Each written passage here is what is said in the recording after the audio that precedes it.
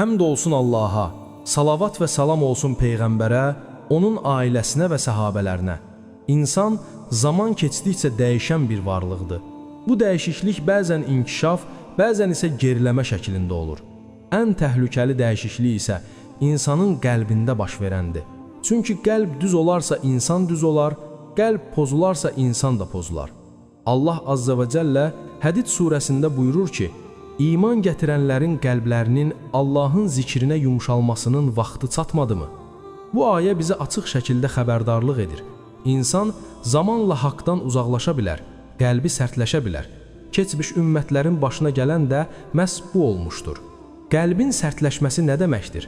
Bu insanın artıq haqq sözü eşidəndə təsirlənməməsi, nəsihətdən qaçması, günaha qarşı həssaslığını itirməsi deməkdir. Elə bir hala gəlir ki, sanki qəlb artıq duymur. Zümər surəsi 22-ci ayətdə Rəbbimiz belə buyurur: Qəlbi Allahın zikrinə qarşı sərt olanların vay halına, onlar həqiqətən azğınlıq içindədirlər. Deməli, qəlbi sərtləşdirən ən böyük səbəblərdən biri zikirdən uzaqlaşmaqdır. İnsan Allahı az xatırladıqca, onun qəlbi getdikcə qaranlıqlaşır. Digər bir səbəb isə günahlardır. Günahlar əvvəlcə kiçik görünür, amma davam etdikcə qəlbi örtür. Bir müddətdən sonra insan artıq etdiyi günahdan narahat olmur. Bu isə çox təhlükəli mərhələdir. Uca Allah Əraf surəsi 79-cu ayətdə belə buyurur: Salih onlardan üz çevirib dedi: Ey qövmüm, mən Rəbbimin mənə vəhy etdiyi hökmünü sizə çatdırdım və sizə öyüd nəsihət verdim. Lakin siz nəsihət verənləri sevmirsiniz. Bugün biz də özümüzə baxmalıyıq. Nəsihət eşidəndə qəbul edirikmi, yoxsa narahat oluruq? Qəlbin sərtləşməsi təkcə fərdi problem deyil, bu hal cəmiyyətə də təsir edir. Qəlblər sərtləşəndə mərhəmət azalır, zülm artır, insanlar bir-birinə zərər verməyə başlayır. Peyğəmbərimizin bir hədisi bunu çox gözəl izah edir. Bir qadın çox ibadət etsə də, insanlara dili ilə əziyyət verdiyi üçün cəhənnəmlik sayılır.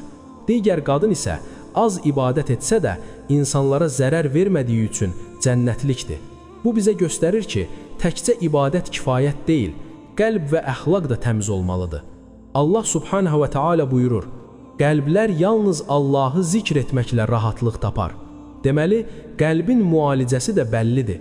Allahı çox zikr etmək, Qurani Kərimi düşünərək oxumaq, səmimi ibadət etmək, gözəl əxlaq sahibi olmaq, nəsihəti qəbul etmək. Ömər bin Xəttab radiyallahu anhu belə demişdir: Nəsihət etməyən toplumda xeyir yoxdur. Nəsihəti qəbul etməyənlərdə də xeyir yoxdur. Unutmayaq ki, qəlb bütün bədənin mərkəzidir. Peyğəmbərimiz sallallahu aleyhi və səlləm belə buyurub: Bədəndə bir parça var, o düzələrsə, bütün bədən düzələr, o qəlbdir. Əgər qəlbimiz təmizdirsə, həyatımız da düz olacaq.